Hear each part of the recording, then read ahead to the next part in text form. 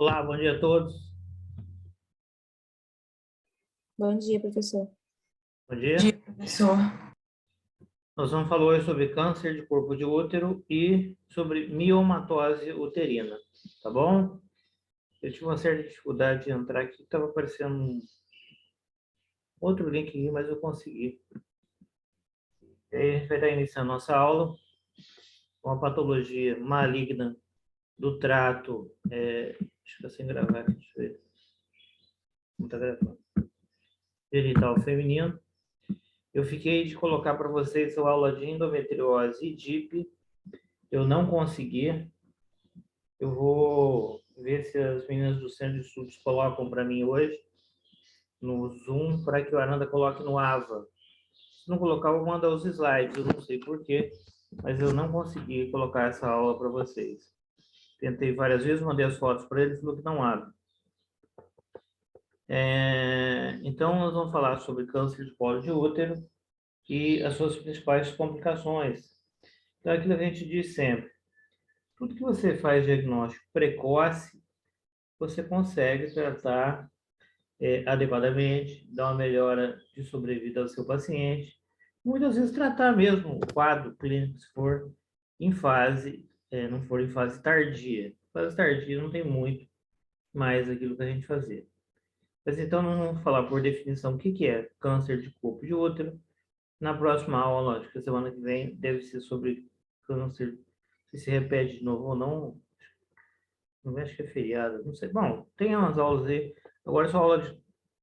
Ficou faltando, acho que a aula de ovário micropolicístico. E câncer de colo de útero, câncer de ovário. Não sei se tem mais alguma coisa antes da segunda prova de vocês. Tem que ver o cronograma. Mas a Aranda pediu que eu desse essa aula para vocês hoje. E é sobre esse assunto que a gente vai falar. Tá? Então, por definição, o que é uma neoplasia de corpo de útero? Geralmente é uma neoplasia maligna do tecido endometrial ou miometrial, então aquela parte interna do útero. Tem influência direta com a ação do estrogênio, então tem estímulo estrogênico para que esse endométrio sofra uma hiperplasia e um espessamento, sem antagonismo aos receptores para a progesterona. Então, quem antagoniza a ação do estrogênio é a progesterona. Por isso que quando você faz reposição hormonal em uma paciente, assim, uns 45, 50 anos, que tem sintomatologia e indicação de tratamento, você vai fazer uma combinação hormonal combinada com progesterona. Você vai dar para ela estrogênio e progesterona, para eles antagonizar a ação do estrogênio. Não vai dar estrogênio puro. Estrogênio puro é dado para aquela paciente que não tem mais útero. A incidência. A incidência ele faz parte de 3 a 5% de todos os cânceres genitais. Alguns autores dizem que varia de 3 a 6% dos cânceres genitais. É a causa quarta de mortalidade por câncer genital. Então, o primeiro é de mama, o segundo é de colo, o terceiro é de ovário e o quarto é de corpo de útero. Ele predomina na pós-menopausa por volta dos 50 anos. A característica principal desse tipo de tumor é sangramento. Então, geralmente a queixa principal do paciente ou da paciente é um sangramento irregular, que às vezes procura vários colegas, aí alguém acaba conseguindo, né, fazer o diagnóstico, às vezes até o próprio primeiro colega que ela procura vai fazer esse diagnóstico. Haverá na biópsia do endométrio, esse tecido será retirado para análise em caso de sangramento ou de hiperplasia no endométrio. Uma tipia ou hiperplasia seria um espessamento com hiperplasia atípica, porque não é típica, não deveria estar ali. Então, essa é uma lesão precursora. E quanto mais tarde se faz diagnóstico, né, mais grave, com o avançar da idade, será o quadro. Então, quanto mais idosa a paciente for, maior a probabilidade de encontrar-se essa doença num quadro avançado.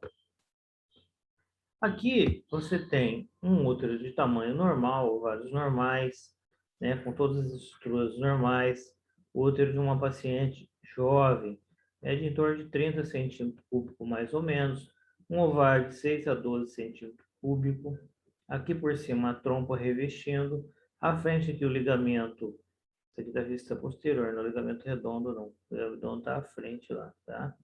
Aqui é a vista posterior, o ligamento é da vista anterior. E aqui o próprio colo do útero. Então, o útero normal na perimenopausa, ele começa a ficar de cor mais pardacenta, como se fosse desbotado. Vê que aqui ele é bem vermelhinho. Em cima, cadê meu mouse aqui? Aqui tá bem vermelhinho, né? Bastante estrogênio. Então, o organismo está funcionando tudo direitinho, estrogenado, com progesterona, com todos os hormônios atuando, como uma jovem. Agora, por volta dos 40, 45 anos, se vocês prestarem atenção, vocês verão que os ovários já sofreram uma certa diminuição bilateral, eles estão começando a atrofiar, por quê? Porque nessa fase ele tem uma reserva menor, vocês sabem que a reserva ovariana acima dos 35 anos, ela cai bastante, né? Você sabe que tem em torno de 400 que sofrerão maturação aqui, e aqui a pessoa terá pouco, né, célula para ovular. Por isso que ele é menor. E aqui tem menor quantidade de estrogênio.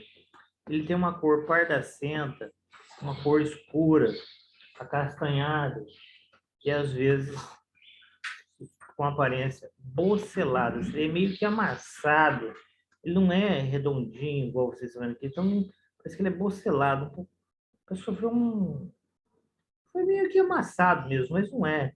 É por falta de estrogênio e progesterona, tá? Aqui na pós-menopausa, um útero normal, voltou.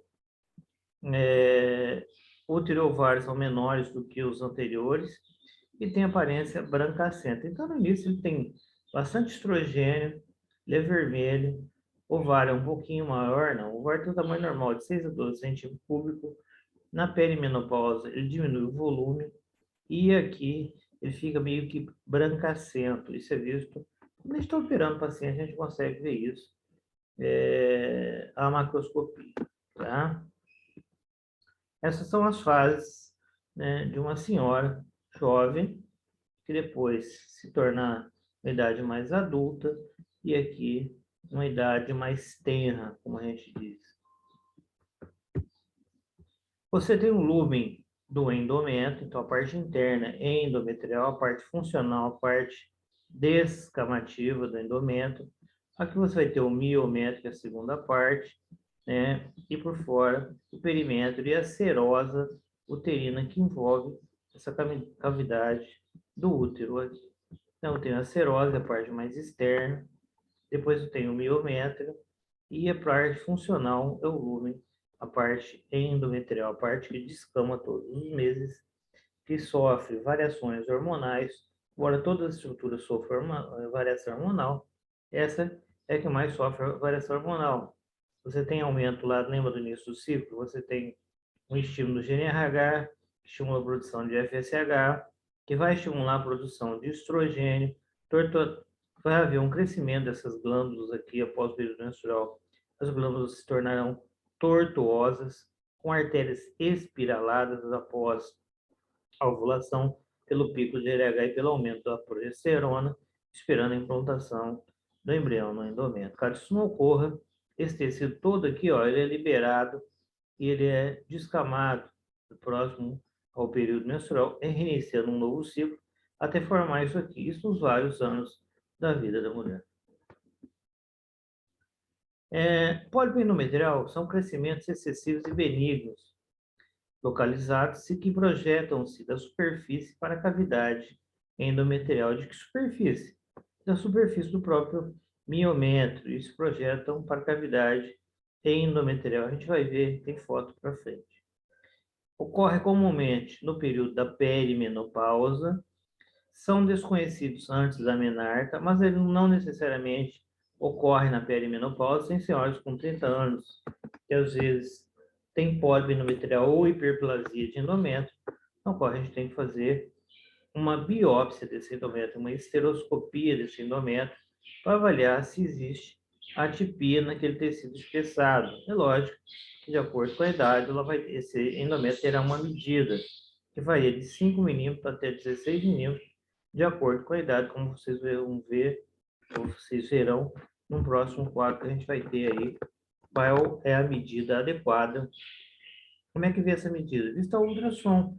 O sonografista vai medir e vai dizer para você se aquilo não, ele vai mandar uma medida para você, você vai ter que interpretar se está normal ou não e tomar as devidas precauções. Então, os pólipos são desconhecidos antes da menarca. A origem deles são de focos endometriais hipersensíveis à estimulação do estrogênio que não responderam à ação da progesterona. Em qualquer um dos casos, esses focos não se desprenderiam e continuariam a crescer. Então, eles crescem, tá?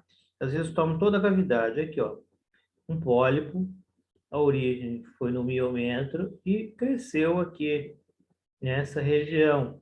Isso é um achado sonográfico, um corte histológico. A macroscopia tirou-se o útero e abriu. O que foi visto? Presença de pólipo no endométrio aqui. Eles às vezes podem ser solitários. Aqui tem um, aqui tem mais um, e aqui tem mais, ó. Então, ele pode ser solitário ou pode ser múltiplos. 20% dos casos, eles são múltiplos. O tamanho vai desde milímetros, então ele pode ser pequeno, né? Milímetro, 5 milímetros, 10 milímetros, 12 milímetros, até mesmo preencher toda essa cavidade endometrial. Ele começa por aqui e vem crescendo, se você não tomar cuidado, você vai ter uma distorção na arquitetura uterina, terá um sangramento maior, terá uma maior repercussão de dor, terá um crescimento maior. E a microscopia, vamos tá aqui, leioma mais no pólipo. Depois a gente vê a microscopia, tem ali. Então, aqui eu tenho o quê? Eu tenho um mioma, um outro mioma intramural e o pólipo na parte interna. Parece que ele foi aberto aqui, né? Acho que são dois úteros aqui, ó. O mioma e o pólipo endometrial. O mioma e o pólipo endometrial. Tem várias formações polipoides intracavitárias. Na verdade, parece uma massa crescendo internamente aqui dentro desse tecido endometrial. Aqui um corte de formação polipoide maior, aparece zonas sólidas brancacentas com aspecto de papilas, invadindo glândulas dilatadas, intermeado por papilas invadindo as estruturas vizinhas. Então ele vai pegar, além de ele ficar nessa parte do endométrio, ele pode invadir sim parte do miométrio aqui invadindo estruturas vizinhas. E apenas 1% dos pólipos, de 0,5% a 1% dos pólipos, poderão se malignizar. mas pode acontecer. A microscopia, essa foto está fora de ordem, né? Lá atrás, onde a gente viu aquele pólipo, tinha uma região fúngica, depois tinha um pouquinho aqui, depois um pouco mais para baixo, tinha mais uma parte de um pólipo. Então, aqui aquele mesmo corte histológico, a microscopia ele compõe-se de glândulas estromais, glândulas estromais endometriais. O estroma endometrial é fibromatoso, tem quantidade suficiente de vaso sanguíneo, tem artérias espiraladas que causam sangramento, às vezes regular, e sua parede é espessada. Então, ele tem vasos, tá? E esses vasos sangram, e essa parede aqui pode se tornar espaçada. Ele reveste quem? O epitélio do endométrio, a parte interna do endométrio. Está revestindo aqui, ó. Você tem um endométrio e ele reveste essa camada aqui. Como se fosse a mesma imagem, só que aqui vista a microscopia. Tá? Aqui, como é que você faz diagnóstico? Então, quando você vê, aqui tem a presença de vocês, né? Tem 43 aí, ótimo. Então, é o seguinte, como é que você vê, você vai analisar um ultrassom, toda vez que vocês verem ultrassom, vocês vão ver as medidas, útero em antiversflexão, de conteúdo homogêneo, medindo, sei lá, 7 por 3, 7 por 4, por 5. Então, você faz aquele cálculo que vocês aprenderam, vocês vão achar o volume do útero, seja 50, 60, 70, 80, 100, 200, 500, 1 quilo, 1 quilo 200. Muitos de vocês já sabem calcular. Já viram no nosso ambulatório pacientes com mioma, mas também além de mioma ou outras estruturas, né, por exemplo, de ovário, mas também já viram, quando vocês leem lá, vem isso, vem o volume uterino, vem a formação, vem as medidas, e logo abaixo ele coloca assim, endométrio medindo 6 milímetros de espessura. Então, normal, uma paciente jovem. Então, a interface hipoecóica, poledema, a presença de endométrio hipoecóico com 6 milímetros, normal. Depois, ele coloca lá, endométrio isoecóico, disco trilaminar, sabe que está na frase proliferativa, 9 milímetros. Essa paciente não está na menopausa. Se ela estiver na menopausa, esse volume está grande. Ele teria que ter em torno de 8 milímetros. Ah, mas se ele tiver 8 milímetros na menopausa, possivelmente ela está fazendo terapia de reposição hormonal. E se ela não estiver na menopausa? Se ela não estiver na menopausa, por exemplo, ela tem 50 anos, menopausada, tem que ter uns 5 milímetros só, na hiperplasia de endométrio. Ela tem 45 anos, veio, deixa eu achar uma medida grande aqui, veio, cadê 15? Não, deixa eu achar, não tem, deve ter para frente. Vamos supor que venha 18 aqui, ó. Independente de qualquer fator, na menopausa, não tem que ter 18 milímetros, aí não é jovem. A jovem espera-se que seja em torno de 15, não 15,9. É o espessamento máximo de uma jovem. Mas é isso que a gente vê no ultrassom.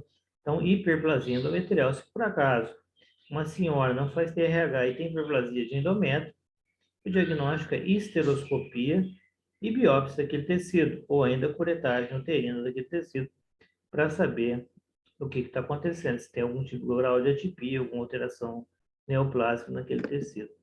Na fase secretória, então, lá vai ter uma ecogenicidade, um aumento de muco e glicogênio. Varia de 6 a 14, tá normal, tá? E na fase menstrual ele fica fininho, por quê? Porque o endométrio desaba. Essa parte do endométrio aqui desaparece, sobe tudo. Toda vez que eu um risquinho, vai ficar fininho. Por isso que o endométrio é fino na fase da menopausa. Na pós-menopausa, tá aqui essa terapia hormonal. A terapia hormonal, ela não tem estrogênio nem progesterona. Pode chegar até 5 milímetros? Pode, é o nosso ponto de porte. Está normal. Está aumentada a sensibilidade diagnóstica ao ultrassom, aumenta da espessura? Não. Até 5 é considerado normal. Tá? O ideal é até 4. Mas se ela fizer TRH, pode chegar a 8. Cadê? Não tem 8 aqui, mas eu conto a foto para frente, deve ter. Isso aqui é do Freitas, edição 5ª. Tem a 6ª e a 7ª edição do Freitas já. tá? Então, com o TRH, em geral, essa medida aqui está fina, ele é maior que isso, tá? Só estrogênio, na TRH combinada, na TRH contínua, com TRH, até 8 milímetros é considerado normal. Sem TRH, de 1 a 5 milímetros é considerado normal. Essa parte aqui vocês dão uma pulada, ó, com o TRH. TRH pode chegar até 8, é considerado geral, mas pode ficar assim, com TRH 4.9, 6,5, 4 pode ficar, mas pode chegar a 8, faltou uma medida aqui, de 8, acho que estaria para baixo aqui na imagem, não sei, tá? Então, com TRH sequencial, pode chegar a 8 milímetros. Ah, já está tomando hormônio? Tô. Tá fazendo TRH, deu 8, então tá normal, não é hiperplasia de endométrio. Então, a espessura endometrial normal, na pós-menopausa, menor ou igual a 5, beleza. Hipotextura característica, ele não tem distorcia na sua arquitetura, está normal. Começou a espessar 6 a 9 milímetros, possivelmente essa paciente está fazendo ou não. Se ela tiver espessado, por exemplo, 6 a 9 milímetros, ela pode estar fazendo TRH. Mas ela pode não estar fazendo TRH? Pode, se ela não estiver fazendo TRH, está espessado. Então, é suspeito. Tem que se fazer heterogêneo. Aí vem lá, heterogêneo, possivelmente é patológico. Tem que se fazer uma biópsia desse endométrio. Fez TRH, deu 6, 8, 9 milímetros. Repete esse ultrassom. Pode estar errado, vai vir 8 milímetros. Aqui você ficar quieto, vai pedir para ela repetir de 3 a 6 vezes novamente o ultrassom. Então, se ela fizer TRH, até 8. Tá? Maior que 10 é patológico na menopausa ou pós-menopausa. Não pode ter mais que 10. O máximo é 8. Chegando a 9, você espera, quer repetir esse ultrassom? Porque às vezes, ultrassonografia, ela é hormônio examinador dependente. Então, às vezes a pessoa tinha bastante paciente, não prestou atenção adequada naquele exame, e às vezes, não é que ela errou, ela se confundiu na medida. A gente pode se confundir, às vezes, em algumas medidas, né? Então, se confundiu, repete um outro colega, às vezes em 6, a senhora não tem nada, não precisa fazer esteroscopia. Agora, se vier acima de 10, ele é patológico, pós-menopausa, você vai ver lá endométrio com 16 milímetros. Pô, hiperplasia de endométrio, está na menopausa, não pode. Tem que pedir esteroscopia com biópsia, e se por acaso essa paciente não tiver condições de fazer, a gente faz como a gente fazia antigamente, a gente faz curetagem uterina e faz biópsia desse endométrio. As manifestações clínicas, sangramento intermenstrual, devido à ulceração da superfície do infarto hemorrágico, é necessária avaliação precisa, pois pode ser um sinal, né, que não é sinal, é sinal de alguma alteração que está ocorrendo nesse lugar por esse infarto hemorrágico numa senhora acima dos 50 anos. Os pólipos endometriais não são pré-neoplásicos. Então, o início de uma neoplasia, não. Mas lembra ali atrás que eu falei para vocês que pólipos endometriais de meio a 1%, segundo alguns autores, a maioria fala que é 0,5%, mas alguns falam que varia de 1 a 0,5%. Em ginecologia e obstetrícia, eles não concordam muito, não sei porquê. Né? Quem sou eu para discutir o que os autores escrevem? Mas a grande maioria coloca 0,5% dos pólipos endometriais abrigam um adenocarcinoma. Por isso, de fazer o diagnóstico precoce, fazer a esteroscopia, fazer a biópsia, fazer o histopatológico, para ter certeza que não se trata de uma neoplasia. O espessamento endometrial ou hiperplasia endometrial é uma proliferação tecidual anormal exagerada, levando à alteração das estruturas da camada funcional do útero. Então, a camada funcional, quem é? É o endométrio. Então, ele vai ficar espessado. As atipias celulares frequentemente encontradas nessa doença, com o tempo pode sofrer uma transformação maligna para adenocarcinoma do endométrio. Vocês lembram que eu falei que a hiperplasia pode se transformar no adenocarcinoma. O pólipo, em torno de 0,5% dos pólipos também podem se transformar num adenocarcinoma, podem abrigar um adenocarcinoma. Ele não é uma lesão pré-neoplásica, mas ele pode se tornar assim, pode. Frequentemente, as lesões proliferativas do endométrio resulta da ação de estrogênio endógeno, produzido por algum tipo de tumor, como tecidos de célula da granulosa do ovário, paciente portador de ovário micropolicístico, ela tem uma maior tendência à hiperplasia de endométrio. Esse paciente, ela terá ciclos longos e ela, às vezes, ela tem um espessamento endometrial em oposição à progesterona. Então, ela tem uma certa irregularidade por disfunção hormonal, por isso de tratar adequadamente os ovários micropolicísticos para que não seja um fator de risco para uma neoplasia de endométrio na vida pós-adulta. A hiperplasia de endométrio é uma resposta proliferativa à ação de quem? Do estrogênio, quem espécie endométrio é o estrogênio, na primeira fase do ciclo. A atipia nuclear pode ou não estar presente. Então, eu posso ter atipia ou posso não ter atipia nesse tecido. Ele espessou, mas não tem nenhum tipo de atipia, só está espessado.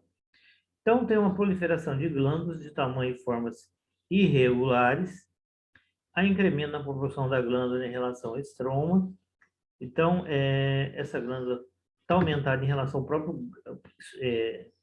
próprio estroma, né, glandular.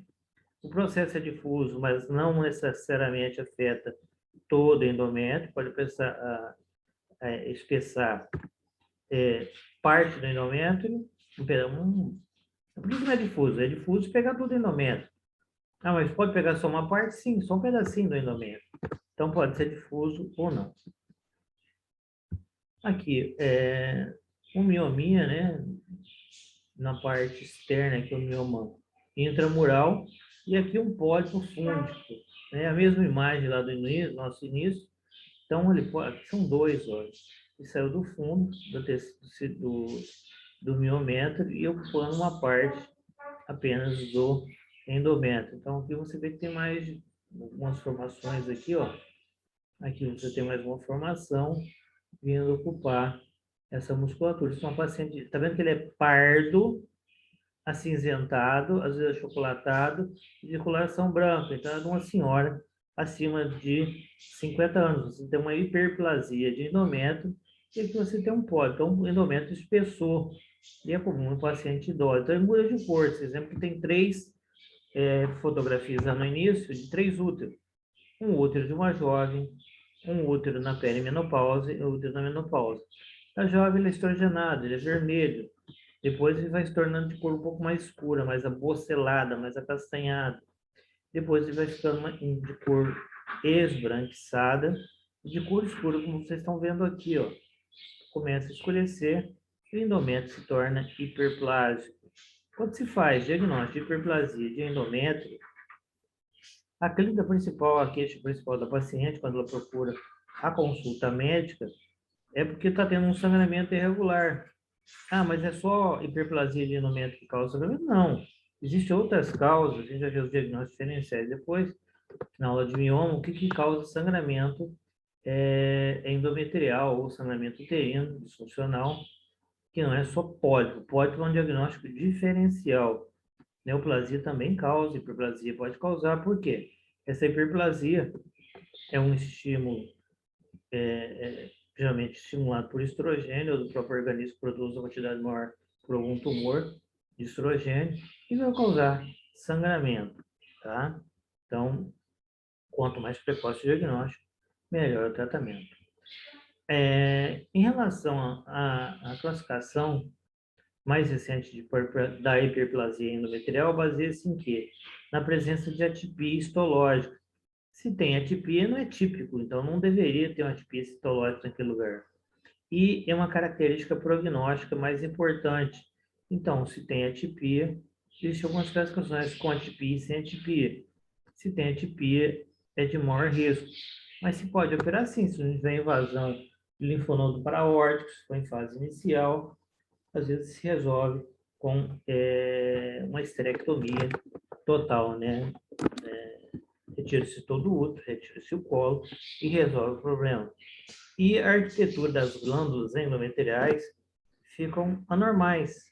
Essas glândulas endometriais, elas ficam meio que irregulares, né? Então, vocês podem ver que aqui tem um pólipo, mas as estruturas são irregulares. E aqui é um endométrio espessado com pequenos números de cistos, que ele tem algum, como é que se diz? Não fosse queijo, não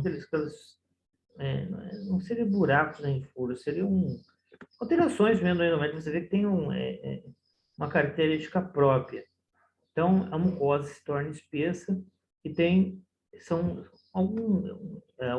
vários cistos que têm esse aspecto de queijo, não mostro aqui, aspecto de queijo suíço. Então, numerosos pequenos cistos nessa região. Aí uma hiperplasia considerada simples. Mas como é que você sabe? Não sei. O patologista pegou um pedaço desse tecido e disse que era uma hiperplasia endometrial cística simples. Nesse caso, pode-se fazer uma esterectomia sem nenhum problema. Aqui figuras de mitose. Então, deixa eu ver o que tem em cima aqui.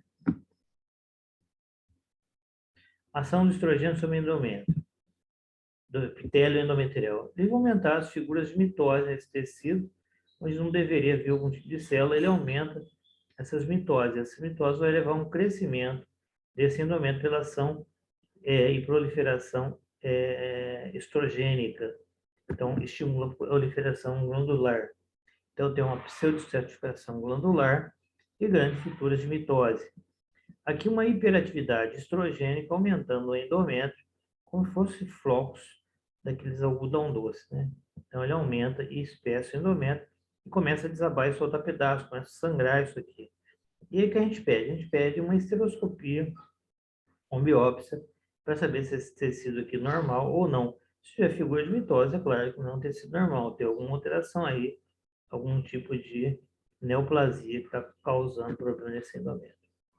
Aqui eu tenho uma escassez de estroma entre as glândulas, você vê que é menor em relação às demais, e eu tenho algumas glândulas um pouco dilatadas, mas eu tenho uma relação e uma alteração entre o núcleo da célula e o próprio citoplasma que envolve essas células com figuras de mitose ao redor.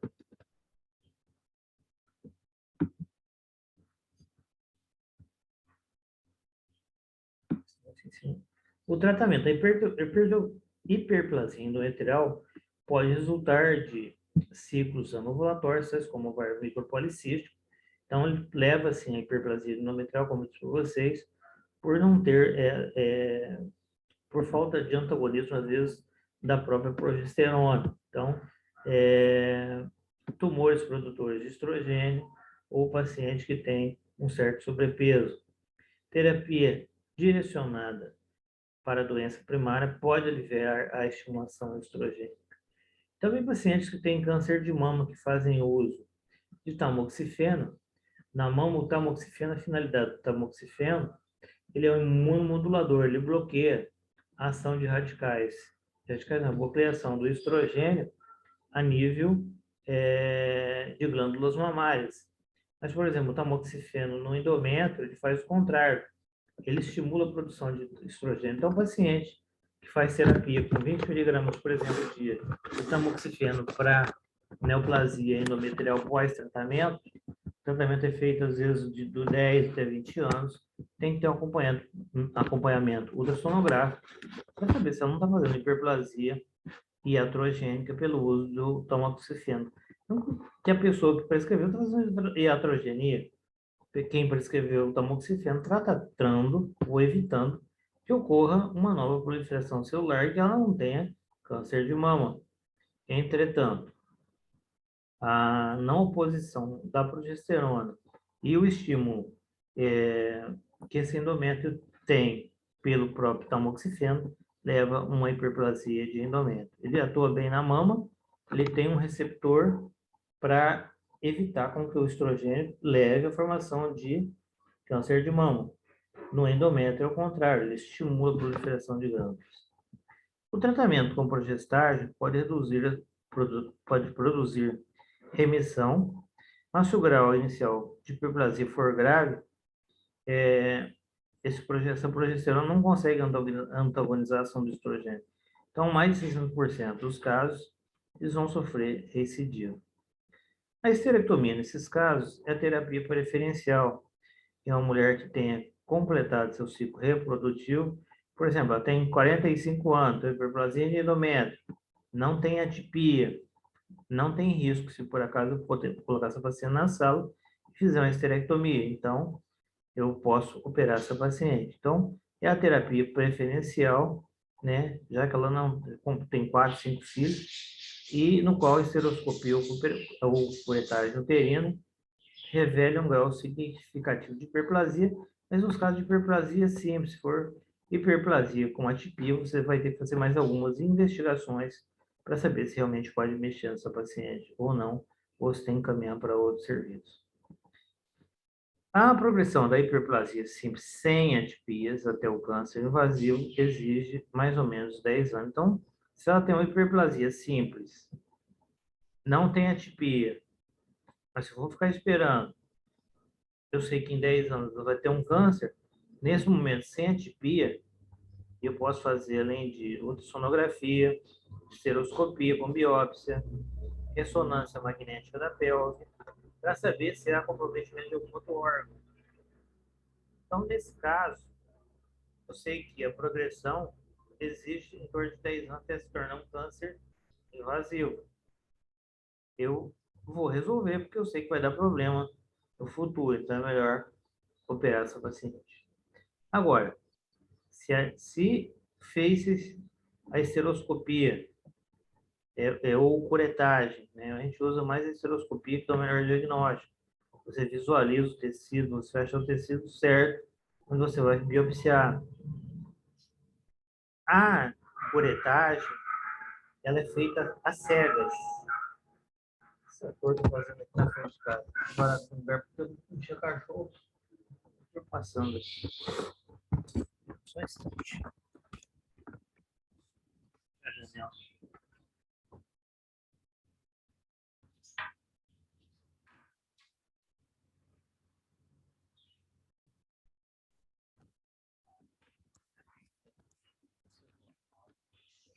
Então, sem atipia, 10 anos. Com atipia, então, o período até chegar, que pode acontecer, né, de levar a uma neoplasia de endométrio, pode chegar a 4 anos. Então, por que não resolver logo? E as pacientes, quando vêm com esses exames, elas vêm preocupadas. Falam, doutor, eu fiz um exame aí, foi uma esteroscopia, veio esse negócio aí que a minha filha leu, e disse que tem alguma coisa, eu tenho que tratar logo. Sim, senhora, tem que tratar. Então, a gente vai, se a gente não puder tratar, encaminhar para centros terciários e resolver o problema da paciente, que não pode deixar passar, porque a paciente poderá ter uma neoplasia de endométrio e, como vocês viram, é uma causa de óbito em mulheres e a faixa principal é em torno de 50 anos. Leiomiosarcoma. A gente vai falar sobre o leiomiosarcoma na aula de mioma, que é uma aula que tem logo a seguir. É um tumor maligno, leiomiosarcoma. Mas não é o mioma, não, tá? O leiomiosarcoma é um mioma que se malignizou, tá? Então, a malignização do mioma se chama leiomiosarcoma. Mas a incidência é bem baixa de malignização do mioma. Existem as degenerações miomatoses, que vocês vão ver comigo na aula de mioma, que a gente vai conversar daqui a pouco. Então, tem várias degenerações miomatoses, mas que mais não? Que se transforma em neoplasia é o sarcoma. Então, é o leiomiosarcoma. Ele origina onde? Do mioma. É um tumor maligno que se originou na musculatura lisa do útero. Mas todos os miomas se transformam em leiomiosarcoma? Não. Uma pequena porcentagem pode se malignizar. Qual é a faixa etária? Geralmente 45, 50 anos ele pode se malignizar. Então, mioma mata? Não. Existe algum tipo de... Ele pode matar? Pode. De que maneira? Ou pode levar a óbito, né? Matar, ninguém sai matando, mas pode levar a óbito. Por hemorragia, por choque hemorrágico, hipovolêmico, pode levar a óbito. Agora, se ele se malignizar, sim, ele poderá causar um grande mal para essa paciente, ele se tornará um tumor. Quanto? 2% dos tumores do útero, né, dos miomas, poderão se transformar em leiomiosarcoma, A gente vai ver novamente isso na degeneração sarcomatose, na aula de mioma para frente. É raro quando comparado com o leiomioma, em torno de 1 a 1000, né, a incidência é 1 para cada 1000 pessoas. Os leiomiosarcomas são maiores. A idade, eu tinha acabado de dizer, a idade por volta de 50 anos ou acima disso. A patogenia da malignização desse tumor de musculatura lisa, que é um mioma, é incerta, mas em alguns casos eles parecem sugerir dentro dos próprios leiomiomas. Então a patologia é incerta, mas a principal origem é o mioma, é o leiomioma. Tá? Então a miomatose uterina pode se malignizar, aqui ele fala em 2% de tumor de útero, aqui ele fala em torno de 1% do tumor de útero com o mesmo autor. Né? Então é um tumor maligno que se origina de um mioma. Mas todos os miomas se malignizam? Não. Existem várias degenerações, sarcomatose, miomatoses, que não levam a óbito, não causam nada. Vocês vão ver depois quais são as principais degenerações. Qual é a clínica principal dessa paciente? Qual é a clínica principal dessa paciente?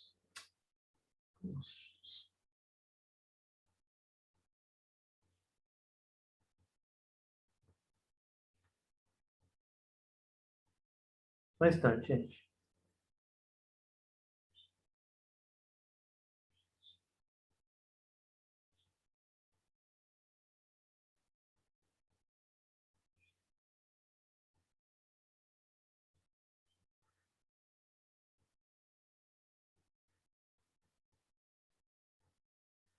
Gente, vou botar um colo que eu tenho que operar uma paciente daqui a pouco. Só um pouquinho, só um instantinho.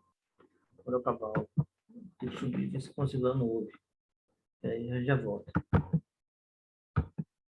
Vamos lá, gente. Vocês desculpa aí, o paciente vinha com a via antes de começar a aula de vocês. O paciente está com tumor de ovário torcido, com volume de.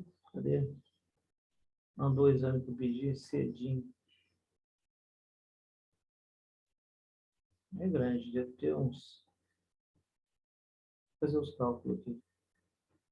Deve ter 1 mililitro mais ou menos de sangue. Vou resolver quando eu acabar aqui a aula de vocês. Vou olhar o paciente e ver o que eu vou fazer. Vou usar a gravação, mas vamos continuar. Então, as causas pós-menopausa. Causas principais. Atrofia de endométrio, 60 sangramento na pós-menopausa. Então, atrofia de endométrio dá-se porque qual é a causa que vai atrofiar endométrio? Endométrio atrofia por falta de progesterona. Ah, mas você não falou que a progesterona é um fator de risco para hiperplasia endometrial? Sim. Só que tem pacientes que têm sangramento na pós-menopausa. E a gente tem que tratar. De que maneira? Você vai fazer um ultrassom, o endométrio está muito fino. Está com 1 milímetro, essa paciente está sangrando. Ou parou de sangrar, você deu um medicamento para cortar o sangramento temporário até ela fazer um ultrassom. A terapia, sim, nesse caso é estrogênio, mas por curto período de prazo até ela melhorar. Depois, se for necessário, você intercala o tratamento, ou não, para ver qual é o melhor tratamento, conduta para ela. Mas para isso, você tem que examinar a paciente. Aí, passando estrogênio, simplesmente, e deixar ela tomando estrogênio para receber, porque ela vai ter uma hiperplasia de endométrio, e aí sim, ela vai ter problema. Então, você melhorar aquele sangramento, e depois vai resolver o problema. Aí eu fiz a reposição hormonal. Com o quê? Com estrogênio. Ela tinha sangramento. Aí piorou, né? Então, ela apareceu, começou a fazer reposição hormonal, apenas com estrogênio e começou a sangrar. Por quê? Porque o endométrio espessou. Aqui é atrofia, aqui é espessamento. Então, o endométrio espessou, por quê? Porque deu estrogênio. Vai sangrar de novo. Neoplasia de endométrio. É um câncer de endométrio que vai dar em torno de 10% de sangramento. Pólipos endometriais, como você já viu lá atrás, e ou cervicais. Ele pode estar no canal cervical, exteriorizando, como vocês viram nas aulas práticas nossas, aqueles pólipos, aqueles úteros de modelo que tem lá na técnica. Ele pode ser endometrial, O endometrial nas nossas peças a gente não viu, mas eu falei para vocês que pode acontecer. Mas como é que você sabe que tem na parte de endometrial? Foi visto pelo ultrassom. O cervical a gente vê ele exteriorizando, a gente viu lá nas peças. E a própria hiperplasia de endométrio, em torno de 5 a 10%, quando não foi antagonizado pela ação do estrogênio em fase mais tenra da vida. O hipóbito ele pode, por algum tipo de tumor, algum outro tipo de patologia, sofrer espessamento endometrial. Aqui, vocês veem a incidência por 100 mil mulheres, né? No número de câncer de corpo uterino. Por que a gente vê essa incidência? Por que aqui em cima, em algumas regiões, tem? Por que aqui não tem? Ou a incidência é menor nessa região aqui? Não é que aqui não faz diagnóstico, se tratam antes, né? Mas aqui é porque faz mais diagnóstico antes, na América do Norte. E aqui na América do Sul, lá na região onde vivemos, né? Então, também tem uma incidência elevada. Mas onde mais faz diagnóstico é na América do Norte. Das condições de saúde, né? Então, tem melhores condições. E aqui tem também, mas não se faz tanto diagnóstico. E nesses países aqui, está observando? Aqui, as fases que pode acontecer, né, na pré-menopausa, mas a fase mais comum é na pós-menopausa, por volta dos 50, 60 anos, tem maior incidência de neoplasia de endométrio. E o total de todos os casos na pré e pós-menopausa são dados por esse gráfico, né, isso aqui, ó, essas bolinhas que aparecem no gráfico aqui. Coisa em cima. Fatores de risco. Os principais fatores de risco são relativos: idade maior que 60 anos, hiperplasia de endométrio com atipia, obesidade, diabetes, hipertensão arterial, uso de tamoxifeno, aquilo que eu disse para vocês lá atrás. Tamoxifeno ele é utilizado para tratar a neoplasia de mama quando se tem diagnóstico e tratamento, e depois, às vezes, a pessoa não acompanha, sabendo que o tamoxifeno na mama, ele bloqueia receptores para estrogênio. Então, ele não vai atuar, é para não ter recidiva de câncer de mama. Só que a nível endometrial, ele tem receptor para estrogênio, então ele vai fazer hiperplasia de endométrio. Então, tamoxifeno é um fator de risco para câncer de endométrio. A quantidade de filhos, né, varia, o número de filhos varia na intensidade e em relação aos fatores de risco. Os antecedentes familiares, fator genético contribui, existem algumas patologias que contribuem para o aumento desta hiperplasia, são fatores de risco. Estrogênio terapia puro, estrogênio isolado, sem antagonização da progesterona, então de 4 a 8 vezes, mais maior probabilidade de menopausa tardia, nível socioeconômico, pela própria alimentação, às vezes inadequada, tem tendência a um aumento de hiperplasia. Outros fatores de risco: paciente de cor escura tem em torno de 50% mais probabilidade de neoplasia de endométrio. Eu vi um negócio que eu ia falar aqui, antecedente familiar.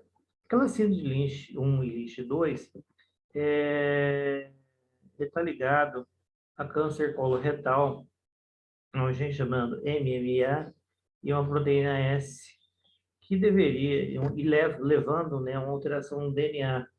Então, essa síndrome de Lynch aqui, ó, existe Lynch 1 e Lynch 2, causa câncer coloretal, câncer de intestino, além de hiperplasia de endométrio. Então, por alterações no DNA, quando deveria proteger o organismo, ele acaba levando a uma neoplasia, além de hiperplasia de endométrio, como uma neoplasia do aparelho gastrointestinal.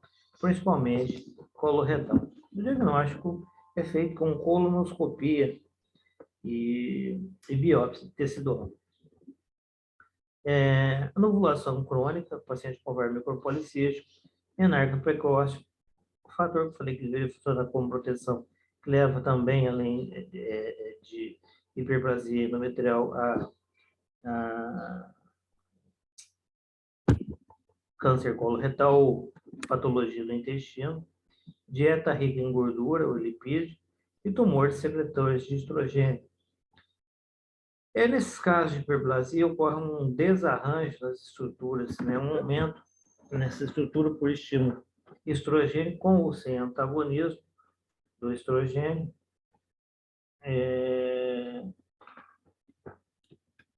Com o antagonismo do estrogênio. É um tipo de hiperplasia com risco de câncer.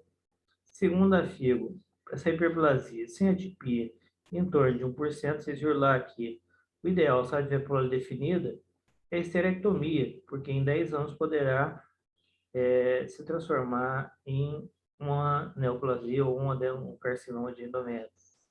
Então, todos eles podem se malignizar e transformar em neoplasia. Isso segundo a FIGO.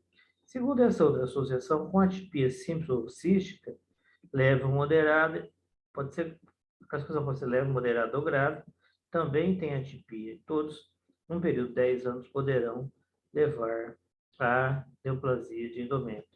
O mais simples aqui, esse aqui que demora em torno de 10 anos. Esses outros com atipia, em torno de 4 anos, poderão ter uma neoplasia. Então, o melhor tratamento nesse caso seria uma esterectomia.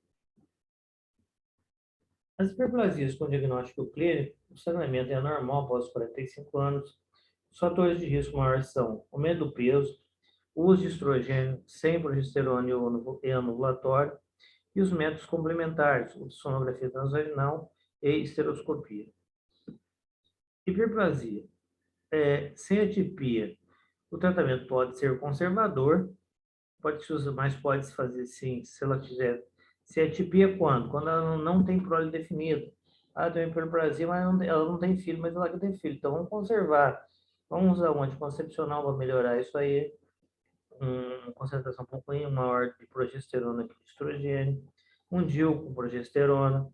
A própria acetato de medroxprogesterona para isso não evoluir. E o caso de tiver filho, ela tem acompanha, tem os filhos e depois resolve-se o processo, né? Com a atipia, o tratamento é cirúrgico. Pode-se usar esse medicamento aqui para reduzir, se tiver desejo de gestação, e depois se faz o tratamento cirúrgico. O tratamento cirúrgico é uma esterectomia. Então, eu tenho alguma coisa aqui em cima. Hiperplasia endometrial conduta.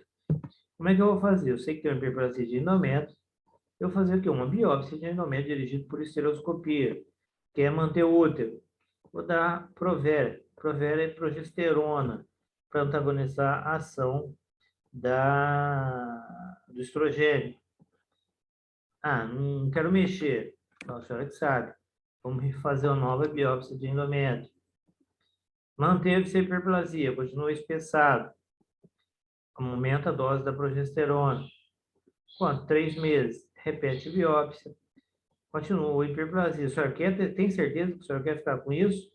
A senhora sabe que com essa hiperplasia, a senhora pode ter algum problema maior? A senhora vai ter um câncer. Não, eu vou morrer, eu quero tirar logo. Não, não é assim. A senhora poderá ter um problema maior, poderá complicar, e pode ter que fazer rádio, quimioterapia, algum outro processo mais difícil, que pode não ter tratamento adequado para essa época na qual vai ser diagnosticado em fase tardia. Aí, não, eu quero uma esterectomia. Eu não desejo manter o útero. A gente faz esterectomia. Endométrio atrófico normal continua com progesterona.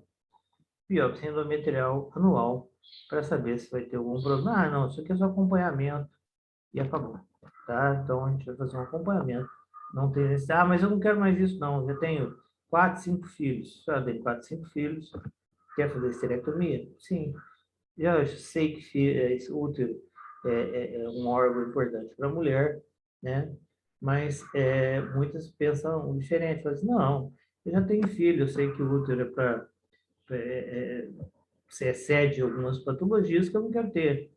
Os ovários estão bons, mantém os ovários e tira o útero. Tudo bem. Aí é o desejo da paciente. Tipos histológicos. Os carcinomas dão metástases tardias, tais como via linfática e por contiguidade. O mais comum é o endometrioide, já que tem origem onde? No endométrio, de 80%. É um tipo habitual, tem vidro glandular, tem secretor, tem células ciliadas, tem o seroso papilar, células claras, escamoso, mucinoso, indiferenciado e do tipo misto, que envolve todos esses tipos de células em um só. Os histológicos, de origem mesenquimal, são os sarcomas, dão metástase precoce via hematogênica, principalmente para o pulmão e fígado, tem aumento rápido do volume uterino e massas pélvicas.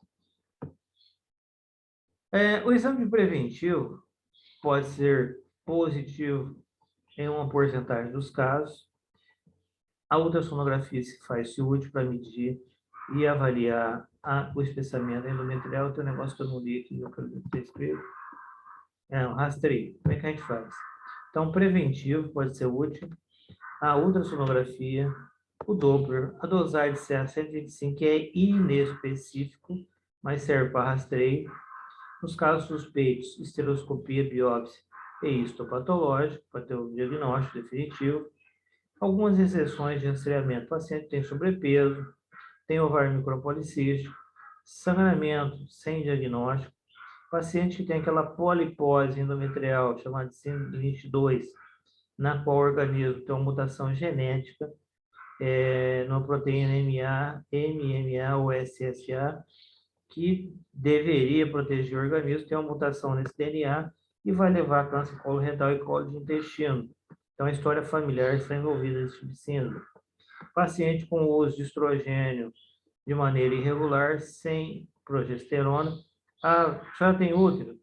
Tem, então tem que usar combinado com progesterona. Não, não tem útero, já tirei o útero. Mas estou sentindo calor, não está tendo mais jeito, não sei o quê. Pode-se fazer estrogênio por um determinado tempo. Não vai causar muito problema. Mas se for fazer, se de útero, associe-se progesterona. Endometrial maior que 5 milímetros sem TRH, lembra que eu falei, se ela fizer terapia hormonal, ele tem, se ela não fizer terapia hormonal, até 5 milímetros, visto a ultrassom. Se ela fizer terapia hormonal, eu considero até 8 milímetros. Uso terapia hormonal, está fazendo reposição, sim, até 8 milímetros está normal. Tá? E se tiver maior que 8, tiver 12, 14, 16, hiperplasia de endométrio, tem que fazer esse biópsia, esteroscopia histopatológica para fazer o diagnóstico nesses casos. Paciente que faz uso de tamoxifeno, como eu disse para vocês, na mama ele tem receptor, ele antagoniza a ação do estrogênio, ele não deixa, na verdade é um tipo de tratamento para que não haja recidiva de câncer de mama. A dose usual varia de 10 a 20 mg a dia. O paciente pode usar de 5, 10 até 15, 20 anos esse medicamento. Lembrar que no endométrio ele tem afinidade por receptor estrogênio, levando a hiperplasia de endométrio. Então, tem que fazer um acompanhamento e um rastreamento desses casos. E a própria história familiar do paciente. Como que eu vou rastrear, então? Preventivo, ultrassom com Doppler, CA125, que é inespecífico, ele serve tanto para câncer tanto para endometriose, tanto quanto para tumores de ovário e também para de endométrio. Esterossalpingografia, eu vou avaliar a cavidade endometrial. Esteroscopia, eu vou visualizar e biopsiar. E, além disso, feito às cegas, eu posso fazer uma coletagem uterina e mandar aquele material para biópsia histológica para saber qual tipo histológico que se encontra naquela região. Aqui um rastreamento endometrial, deixa eu ver se tem alguma coisa assim. Câncer de endométrio, rastreamento endometrial com algumas figuras, né? Um espessamento aqui um pouco maior nessa região aqui, ó. Aqui, tá vendo? O endométrio tá fininho, ó. Linear e fino. Aqui é um transdutor via transvaginal e aqui ele já está um pouco mais espessado. Pode ser um pólipo ou pode ser algum outro tipo de informação. O que tem que fazer? Esteroscopia e biopsiar esse tecido para saber se tem alguma coisa, se esse endometa está normal ou anormal. Aqui é normal, aqui é fininho, mas aqui, ó, já está um pouquinho mais espessado. Então, tem que pedir uma esteroscopia. Endométrio atrofiado, fininho, ó, linear, bem fino, diferente do outro. Vocês viram que aqui ele vinha mais ou menos bem. Depois tinha aquela bolinha aqui com espessamento. Aqui ele tem que fazer biópsia. Esse aqui não precisa, tá atrófico. Não tem nada, tá? Posso fazer estrogênio se ela tiver sangramento por curto período de tempo. Para dar uma espessadinha aqui e parar de sangrar, tá? Aqui rastreando o endométrio. Esse endométrio é espessado. Então, isso aqui precisa de uma biópsia. Transvaginal, aqui está o transdutor, aqui está o endométrio. Se eu se medir aqui, ele vai dar, sei lá, uns 15 a 20 milímetros de espessura ou mais. Então, tem que biopsiar esse tecido para saber se ele é benigno ou não. Hipertrófico, então está espessado. Ó, espessado, espessado, espessado. Biópsia, em todos os casos, não tem jeito. De que jeito? Esteroscopia. Deixa eu ver aqui está escrito aqui, se tem alguma coisa. Câncer de ligamento. Então, biopsiou para saber o que está acontecendo.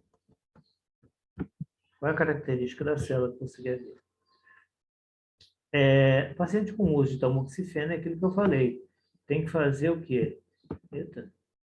Tem que fazer acompanhamento, fazer ultrassom semestral ou anual para ver se tem figuras de mitose, se o tamoxifeno está atuando em receptor estrogênio, está espessando endométrio. Nesse caso aqui, sim. Então, tem que biopsiar também e suspender o tamoxifeno. Aqui um pólipo a nível endometrial, não se vê. Ah, deixa eu ver, não dá, tem que fazer uma esteroscopia. E eu não sei porque na aula tinha, não tirei, um aborto retido, visto por via esteroscópica. Mas dá para fazer com ultrassom, para que esteroscopia, né? Aqui não, porque já tem um mioma submucosa, que é na parte interna do útero, esteroscopia. E aqui uma neoplasia de endométrio com várias áreas de tecido, né? Cor escura, áreas de necrose, e uma alta vascularização e uma distorção na arquitetura. Você vê que ele é pardacento, esbranquiçado, escurecido. Então, não tem jeito. Tem que resolver. Aqui, uma hipertrofia ou de endométrio, visualizada por ultrassom. Como é que você sabe? Porque mediu, né? O ultrassom mediu, viu que ele estava espessado. Então, a foto de uma esteroscopia. Então, é biopsiar. O ultrassom falou que estava espessado, fez uma esteroscopia, não sei se tem alguma coisa que tem em cima aqui, uma esteroscopia, e a esteroscopia viu que ele estava espessado. Tem várias figuras aqui, ó. Isso é vaso sanguíneo e espessamento tecidual. Tem que fazer o quê? Clareou isso aqui, ó. Tira um pedacinho daqui, mais um daqui, mais um pedacinho daqui, outra parte daqui, e manda para a biópsia e isso, patológico. Novamente aqui, ó, já é câncer de endométrio, olha como está hipervascularizado isso aqui. Então, deve ser esteroscopia, já fez o diagnóstico, mas vai biopsiar para ter certeza qual é o tipo histológico. Então, ó, quanto vaso? Cheio de vasos na parte interna. Figuras de mitose, né, de várias cores. Você vê aqui ele um pouco mais avermelhado pelo estímulo estrogênico. Aqui já se torna branco, acastanhada, chocolatado. Então, recebe um pedaço disso aqui com o esteroscópio, biópsia, e vai ter o diagnóstico de neoplasia de endométrio, de acordo com o estadiamento, é o tratamento. Novamente aqui, uma neoplasia de endométrio, deixa eu ver se foi por esteroscopia, foi. Entrou com esteroscópio, totalmente distorcida a arquitetura endometrial, ó. Figuras de mitose aqui, perda de relação núcleo-citoplasma, vasos de vários tamanhos e calibres, tortuosos e coloração diferente. Pode ser de um tipo misto? Pode ser mucinoso? Pode ser endometrioide? Pode ser vários tipos histológicos. E do grau de diferenciação celular é o grau de escolha de tratamento.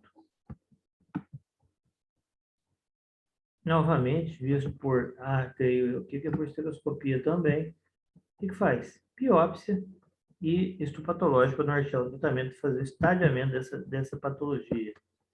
Então, diagnóstico clínico é sangramento na pós-menopausa, hematometro, pus dentro do endométrio, o paciente reclama de dor, tem aumento do volume uterino e tem presença de massa pélvica. Métodos complementares de maneira geral. Ultrassonografia transvaginal com Doppler, que é um método barato, né? Assim, não tão barato para algumas pessoas, mas um lugar, isso existe, em todos os lugares aí tem, e fácil de fazer e corrigir. Na perimenopausa, se ele viu 15 a 20 milímetros, está espessado, tem que biopsiar. Na menopausa, sem TRH, repetindo, ó, maior que 5 milímetros, não pode, tem que ser menor que 5 e não maior. Se ela fez TRH T8, é aceitável, não tem problema. Esterosonografia, usa-se um contraste com soro fisiológico e faz-se uma pressão para avaliar essa estrutura, de estender a cavidade. Esteroscopia e biópsia, coletagem às cegas, eu vou ter o grau de diferenciação celular, que pode variar de grau 1, grau 2 e grau 3. Quanto mais para cá, pior o prognóstico. Videolaparoscopia, eu vou visualizar o tecido, CA125 é inespecífico, tomografia, ressonância, cistoscopia, retoximodioscopia e urografia escritora também fazem parte do diagnóstico. O estadiamento definitivo é pós-cirúrgico, colicitologia peritoneal, avalia a superfície do peritônio, fígado, epípolo e superfícies contíguas, faço biópsia per-operatórios, ou seja, além daquela área que eu retirei, eu retiro, por exemplo, parte do epípolo para ver se não tem comprometimento dessa célula. Esterectomia total com ansectomia bilateral. Então, eu vou tirar o útero e os ovários da paciente. Esvaziamento de linfonodo retroperitoneal. Então, vai se fazer retirada de linfonodo paraórtico, linfadenectomia pélvica paraórtica, para tumores maior que 2 centímetros da doença. O estadiamento não tem o tamanho, não. Maior que 2 centímetros da doença, essa uterina, invasão da cervix, invasão de mais da metade do miométrio, e o tipo histológico mais comum é o de tipo de células claras, nesse caso aqui. Então, linfadenectomia pélvica, retirada de linfonodo paraórtico para tumores maiores que 2 centímetros, quando eu tenho invasão extrauterina, invasão da cervix e mais da metade do miométrio. Agora vem o estadiamento, estágio 0. Ele é incita, está começando, né? Então, eu fiz meu diagnóstico, a paciente procurou em estágio inicial, lá tem uma grande probabilidade de cura, estágio 0. O estágio 1, limitado ao corpo do útero. 1A, limitado ao endométrio, tem uma probabilidade de cura. 1B, invade até metade da estrutura do miométrio, já um pouco mais grave. 1C, invade mais da metade da espessura endometrial.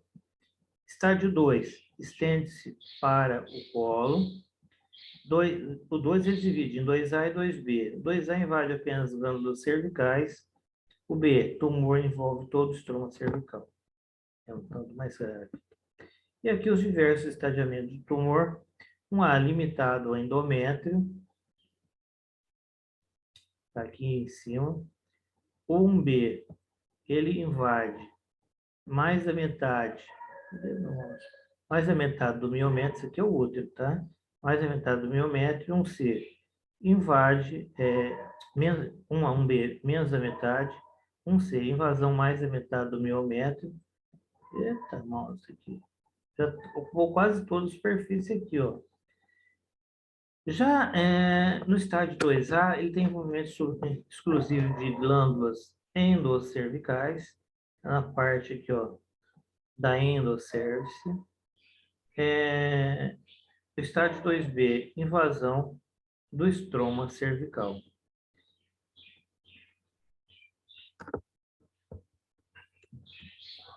Estágio 3, disseminação regional.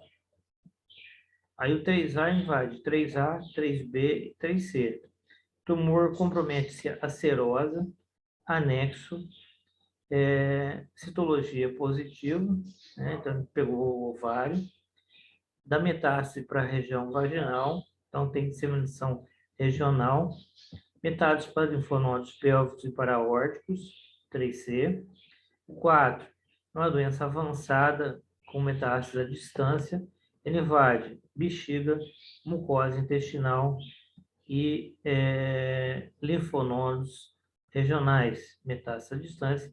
Aqui tem que fazer linfadenectomia com linfadenectomia paraórtica ou regional, vai ver o grau de comprometimento local dos linfonodos, retirar o útero e ovário, esterectomia total, caso seja possível realizar o tratamento cirúrgico. Então, aqui são os diversos estágios dos linfonodos onde eles atingem, né? Estágio 2A, o estágio 3A, 3B e o estágio 3C.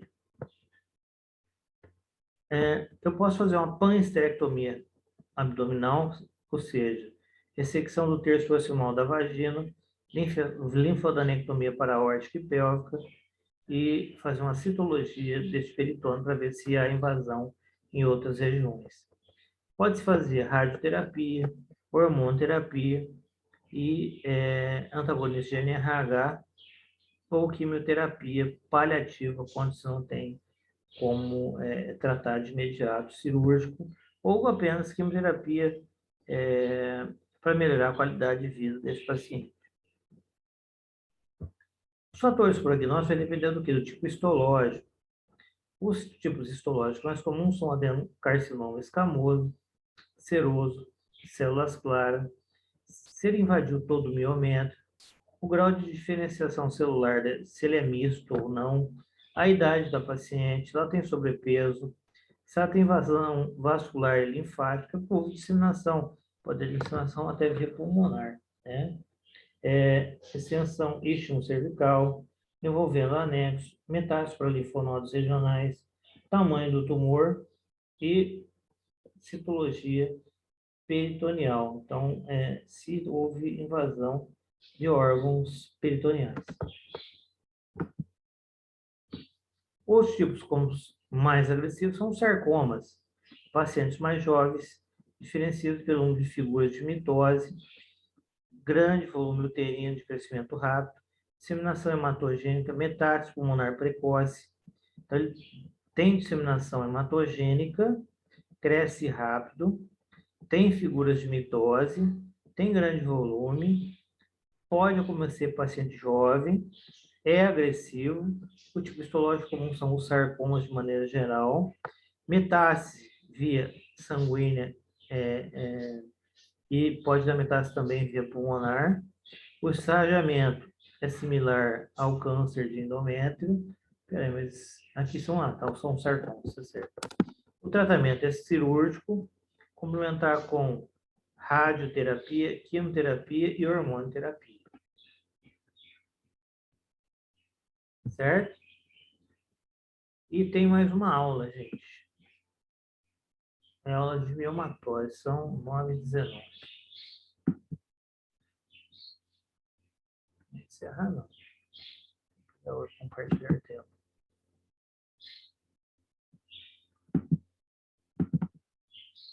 Você quer café ou continuo? Gente? Professor, você que sabe. Eu tenho uma paciente para operar um tumor de ovário daqui a pouco, mas dá tempo que estou no ambulatório, mas dá tempo de eu dar essa aula aqui, que essa aula aqui de mioma é uma aula tranquila. Aula de câncer de corpo de útero é uma chata que só fala câncer, câncer, câncer, do início ao final.